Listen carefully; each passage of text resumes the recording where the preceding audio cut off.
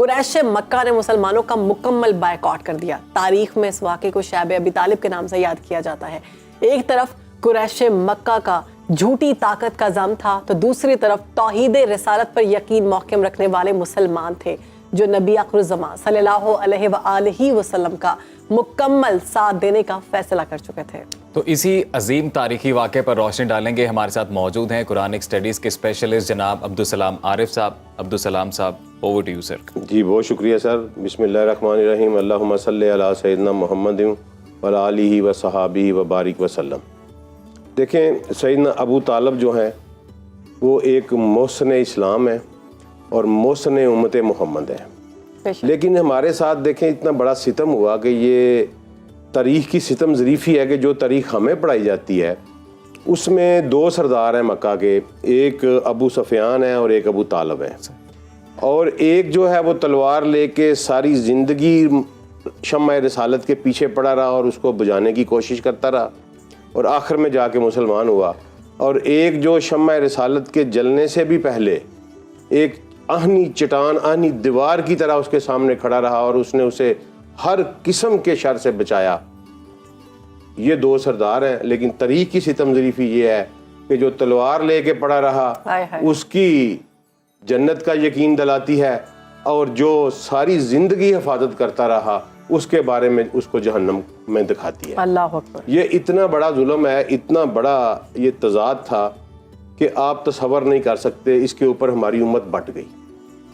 ये इतना हसास क्वेश्चन है, यकीन करें कि जब आप इस्लाम को पढ़ते हैं, समझने की कोशिश करते हैं, तो आपका हर बंदे का ज़हन इसके ऊपर उलझ जाता है और ये क्वेश्चन सेटल ही नहीं होने पाता। मेरे साथ भी वही हुआ। तो इंशाअल्लाह इस गुफ्तगू को सुनने के बाद अल्लाह के फजल और करम से मैं बड़ी बात नहीं करता, लेकिन हमारे वो नाज़रीन जो इस गुफ्तगू को सुनेंगे ज़िंदगी में कभी दोबारा ये क्वेश्चन उनके ज़हन में राइज नहीं होगा इंशाअल्लाह। तो इसको समझने के लिए ज़रूरी है कि सबसे पहले हम मक्का को समझें कि मक्का क्या था। सही। मक्का जो है एक शहर था, अर्बन शहर था, अर्बन सिटी था, जो कि एक इंटरनेशनल ट्रेड रूट पे वाक़ था। सही। और कुरान में इसको सूरह कुरैश में रेलत शिताई व सैफ कह के जो बताया गया है वो ट्रेड रूट का बताया गया है। ठीक। इंडिया और दूसरे एशियन कंट्री से सामान जाता था, यमन की बंदरगाह पे अनलोड होता था, वहाँ से खुश्की के रास्ते ये क्रॉस करता था और मक्का उनका स्टे पॉइंट होता था। ठीक। मक्का से फिर आगे जाके वो मेडिटेरियन, शाम में मेडिटेरियन सी तक पहुँचता था और मेडिटेरियन से फिर वो लोड होके आगे वही माल यूरोप की मंडियों में जाता था और इसी तरह माल वापस आता था। और मक्का के रहने वाले जो थे, इसलिए ये कोई आम लोग नहीं थे। हमें पढ़ाया जाता है ये बड़ी पता नहीं, हम समझते हैं जाहल की सोसाइटी थी, ये थी। ये वो लोग थे जिनको उस वक्त मल्टी नेशनल इंटरेक्शन था, जिनके मल्टी नेशनल बिजनेस थे। इनके बिजनेस स्पॉट्स थे शाम में, यमन में, इंडिया में, उधर यूरोप में, रोम में, इधर इनके बिजनेस दुकानें थी, इनकी ऑफिस ताजर बरादरी सर, या ताजर पूरे के पूरे ताजर बरादरी थी।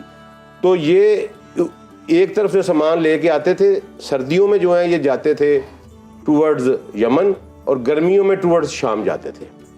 इसलिए ये एक यहाँ जब नबी सल्लल्लाहु अलैहि वसल्लम के जद्दे अमजद में एक नाम आता है कुसाई बिन कलाब का, तो कुसाई बिन कुलाब ने इसको एक सिस्टम में डाला इस शहर को। उन्होंने गवर्निंग मॉडल एक दिया। सही। और वो गवर्निंग मॉडल में उन्होंने एक दारुन नदवा बनाई।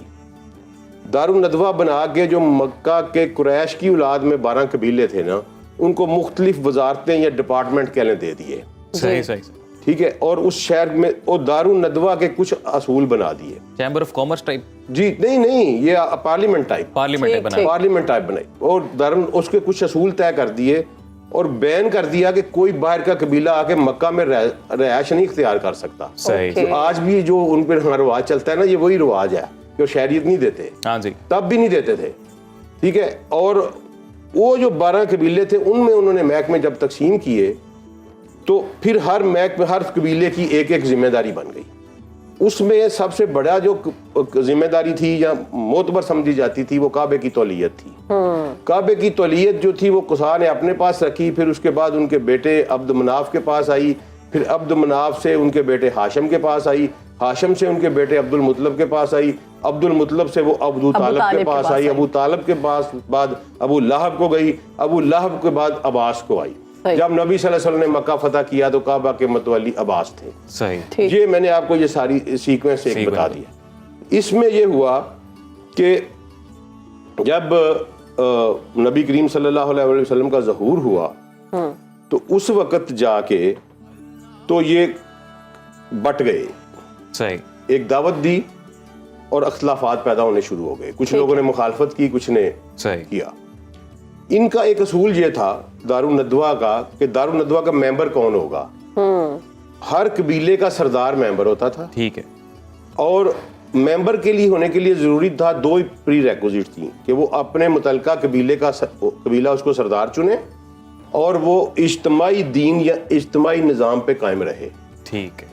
ठीक है जी, ये जो दो मक्का का उस वक्त राइज है। ये क्राइटेरिया या समझ लें कि हुकूमत का असूल था ये। खूबसूरत, बच्चों की तरह समझाया आपने। तो उसमें हर कबीले एक सरदार मुकर्रर करता था और उस सरदार अपने कबीले का डिक्टेटर होता था। उसी में ये एक असूल था कि अगर कोई यही दारुन नदवा लॉ एंड ऑर्डर भी कंट्रोल करती थी तो बड़े इंसाफ के साथ कंट्रोल करती थी। और उसमें यह था कि अगर कोई ऐसा फसाद पैदा होए, कबीले के अंदर पैदा होए, तो कबीले का सरदार जो है ना वो उसका तदारक करेगा ठीक। और उस बंदे को एक्सपेल कर सकता है कबीले से। ओके। और अगर कोई इज्तमाई लॉ एंड ऑर्डर या फसाद फैल जाए तो दारुन नदवा बैठ के फैसला करती थी और उसके बारे में उसको एक्सपेल कर देते थे मक्के से। सही। ये वाकया एक दफा हुआ कब कि जब उमैया की हाशिम से, हम उस पर जाते नहीं लेकिन उमैया की हाशिम से जब लड़ाई हुई तो दारुन नदवा ने फैसला किया उमैया को मक्के से बाहर निकाल दिया। सही सही। ठीक है। उसके बाद ये चलता रहा। एक इस जिसको निकालते थे ना उसको मुबाह कह देते थे। ओके। मुबाह का मतलब ये है कि इसका कत्ल जायज हो गया है। अच्छा। कि वो जो खानदान होता था, जो कबीला होता था, वो कहता था कि मैंने अपना बंदा मुबाह हमारा कर दिया, अब हम इसकी दियत क्लेम नहीं करेंगे, इसका इंतकाम नहीं लेंगे। खुद अपनी तौर पे बचता है तो बचता रहे, कोई मार दे तो हम कोई इस पे पर्चा दर्ज नहीं होगा। सही सही सही। ठीक है। वो खून माफ कर देते थे, इसको मुबाह कहते थे। अब ये मुझे कहाँ से इसकी टिप मिली पता नहीं क्यों, आज तक तारीख में उस पर गौर ही नहीं किया गया था। हम सब ने पढ़ा है कि नबी करीम सल्लल्लाहु अलैहि वसल्लम जब ताइफ में गए और वहाँ जाके ताइफ में कब गए, जब अम्मा खदीजा का भी वसाल हो गया और अबू तालब का भी वसाल हो गया, मर गए वो दोनों। तो वो नबी सल्लल्लाहु अलैहि वसल्लम ताइफ गए। सबसे पहले तो ताइफ क्यों गए, ठीक है। उसके बाद ये है कि वो जब चले वो गए ताइफ गए, वहां से मिशन नाकाम हुआ। उन्होंने बात मानने से इनकार, ना सिर्फ इनकार किया, ना सिर्फ तौहीन की बल्कि तशद्दुद किया। बिल्कुल। जब वापस आए तो नबी सल्लल्लाहु अलैहि वसल्लम मक्के से बाहर ठहर के पनाह तलब करते हैं। ठीक है। वो अपने गुलाम या अपने नौकर को भेजते हैं कि सहेल बिन अमर को कहो कि मुझे पनाह दे दे ताकि मैं मक्के में दाखिल हो सकूं। सुहेल बिन अमर एक मेंबर था दारुन नदवा का, बनु सहम से। अच्छा, वो कहता है जी मैं नहीं दे सकता। फिर वो पैगाम भेजते हैं मुताम बिन अदी को, जो उनके परदादा की औलाद से था, अब्दुल मनाफ की औलाद में से था। वो मुताम बिन अदी आता है, उसके बेटे जवान थे, वो हथियार लगा के आता है और नबी सल्लल्लाहु अलैहि वसल्लम को अपने साथ लेके जाता है, काबे के सेन में जाता है और ऐलान करता है कि मैंने इसको पनाह दे दी है। ये वाकया क्यों हुआ, ये मौका क्यों आया, आप कभी सोचा ही नहीं था। मैंने ये सोचा कि यार क्यों आया ये वक्त? ये अब नबी सल्लल्लाहु अलैहि वसल्लम ताइफ से वापस आ रहे हैं, मक्के में ये बात है 10 नबवी की, ठीक है जी। मक्के में उस वक्त अली भी अंदर मौजूद है, जवान हो चुके हैं, 22 साल उम्र अली की भी हो चुकी है, अली भी अंदर मौजूद हैं, हमजा भी अंदर मौजूद है, अब्बास भी अंदर मौजूद है, अबू उबैदा बिन हारिस बिन अब्दुल मुत्तलिब भी अंदर मौजूद है, अबू बकर भी अंदर मौजूद है, उमर भी हैं, बनु असद के जो हैं वो जुबैर हैं और बनु जोहरा से अब्दुर्रहमान बिन औफ और साद बिन अबी वकास हैं। ये सारे जो बड़े बड़े खानदानों के लोग थे, ये नबी सल्लल्लाहु अलैहि वसल्लम को मानते हैं, लेकिन नबी सल्लल्लाहु अलैहि वसल्लम इनकी पनाह क्यों नहीं तलब करते? नबी सल्लल्लाहु अलैहि वसल्लम ये क्यों नहीं कह रहे कि हमजा को लेके आओ और मुझे ले जाए अंदर, सही, या अली को बुला लो, उमर को बुला लो, अबू बकर को, किसी को नहीं कहते। वो किसी दारुन नदवा के मेंबर की पनाह तलब करते हैं। This is the big question. तो ये मुबाह वाला मामला हुआ? ये हाँ, ये ऐसा क्यों हुआ ये कि अबू तालब जब तक सरदार थे बनु हाशिम के, ठीक है जी, वो मेंबर थे दारुन नदवा के सही। और बनु हाशिम के सरदार थे। अब जो मक्के वालों ने कहा जी इस बंदे ने, मोहम्मद मुस्तफ़ा सल्लल्लाहु अलैहि वसल्लम ने फसाद फैला दिया है, घर घर में लड़ाई पड़ गई है, और जब ये सूरत हाल होती थी तो सारे सरदार मिल के मुतलका सरदार के पास जाते होते थे उसको प्रेशराइज करने के लिए। तो वो लोग जनाब गए अबू तालब को प्रेशराइज करने के लिए, एक दफ़ा गए, उनको जाके ऑफर्स की कि अपने भतीजे के कहो कि हुकूमत चाहिए यार वो ले ले, दौलत चाहिए वो ले ले, कोई लड़की खूबसूरत चाहिए वो ले ले, अल्लाह अकबर। जो चाहता है ले ले, लेकिन ये जो ला इलाहा इल्लल्लाह वाले बात है ना यार, ये करना छोड़ दे। ये हमारे बड़े बुरों को बुरा कहता है वो काफिर थे, वो मुशरिक थे, तुम्हारे बाप को भी गाली देता है, मेरे बाप को भी गाली देता है। उतबा बिन रबिया ने ये बात कही तो अबू तालब ने बुलाया और कहा कि भतीजे इतना बोझ ना डाल के मैं उठा ना सकूं। तो सरकार ने कहा कि ए चचा, ये तो सारा कुछ ये कर सकते हैं ना, हुकूमत दे सकते हैं, दौलत दे सकते हैं, लड़की दे सकते हैं, अगर ये वो भी कर दें जो ये नहीं कर सकते, मेरे दाएं हाथ पे सूरज और बाएं पे चांद भी ला के रख देना तो भी मैं ये बात, तो मैं नहीं छोड़ूंगा। तो उस अबू तालब ने कहा कि अच्छा फिर जाओ लगे रहो, मैं देखूंगा तेरी तरफ कौन देखता है। वाह वाह वाह, क्या बात। ठीक है जी, एक ये वाकया हुआ जाने का। दूसरा वाकया, आपका टाइम थोड़ा आखिर इस पे क्लोज करते हैं। दूसरा वाकया, फिर चंद महीने साल गुजरे, फिर वो अबू तालब के पास गए मिलके, और जो था वलीद बिन मुगीरा लीड कर रहा था, और उसने कहा कि ये मेरा बेटा है, ये अमारा बिन वलीद, इसको तुम रख लो, तुम्हारा भी तो भतीजा ही है ना, कौन सा सक्का बेटा है तुम पाल रहे हो, ठीक है, इसको तुम रख लो और अपना जो है ना वो हमें दे दो यार। तो अबू तालब ने एग्जैक्ट ये अल्फाज जो पंजाबी में हम कहते हैं ना कि मर जाने हो, उन्होंने कहा तुम्हारी माएँ तुम्हें रोए, वाह वाह वाह, ओए मैं अपना बेटा तुम्हें दे दूं ताकि तुम उसे कत्ल करो और तुम्हारा बेटा ले लूं उसे पालता रहूं मैं, तुम उन्हें मुझे पागल समझा हुआ है। तो ये उन्होंने वहीं पे इनकार कर दिया। अरब में ये कहा जाता है ना, जब किसी को कुछ बुरा कहना होता था, तुम्हारी माँ तुम्हारे गम में रोए। हाँ, पंजाबी में जिस मर जाने कहते हैं ना कि तू मरेगा तेरी माँ रोएगी ना, बिल्कुल। तो उन्होंने कहा कि तुमने मुझे पागल समझा हुआ है कि मैं मेरे बेटे को ले जाके तुम कत्ल कर दो और तुम्हारा बेटा मैं पालता रहूं। वाह।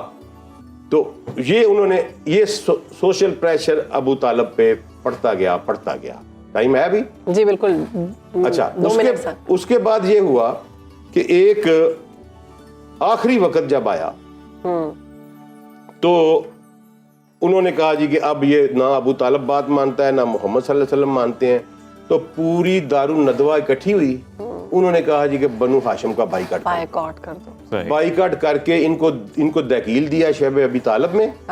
ठीक है, वो एक तंग सी घाटी, आज भी वो मोहल्ला मौजूद है, मैंने वहां देखा भी हुआ है, मैं गया भी हुआ उस मोहल्ले में। ठीक है जी, वहां बंद कर दिया और ये शर्त लगा दी उनके ऊपर कि कोई इनके साथ तजारत नहीं करेगा, कोई इनको बेचेगा नहीं, कोई इनसे खरीदेगा नहीं, अल्लाह अकबर, कोई इनसे रिश्ता नहीं देगा, कोई इनसे कोई रिश्ता नहीं लेगा, और कोई इनसे बोलचाल नहीं करेगा, इनको किसी रस्म रिवाज में नहीं बुलाया जाएगा, शादी ब्याह गमी खुशी किसी में इनको शिरकत नहीं करने दी। टोटल सोशल बाइकाट कर दिया। तो वो पूरे का पूरा बनु हाशिम फैमिली, उनकी बीवियां और वो चंद लोग गरीब गुरबा जिनके अपने कबाइल नहीं थे, वो जाके वो उन्होंने सख्त तरीन दौर जो है ना वो वहां गुजारा जाके। अब अबू तालब के ईमान की बात जो है ना जी, क्या बात, उस पे कल बात करेंगे। ठीक है, थोड़ी सी डिटेल में बात करनी पड़ेगी। ठीक है ना, यहां तक आप समझ लें कि इस वक्त उस वक्त जब शाब अबी तालब में थे तो अबू तालब रात को उठ के तो मोहम्मद का बिस्तर बदल दिया करते थे और उस बिस्तर के ऊपर अपने बेटे सलाया करते थे कि ताकि अगर कोई मारने के लिए आए तो मेरा बेटा मर जाए, ये बच जाए। वाह वाह, मेरे रसूल बच जाए और ये मेरा कोई बेटा कत्ल होता है तो कत्ल हो जाए। सुभान अल्लाह।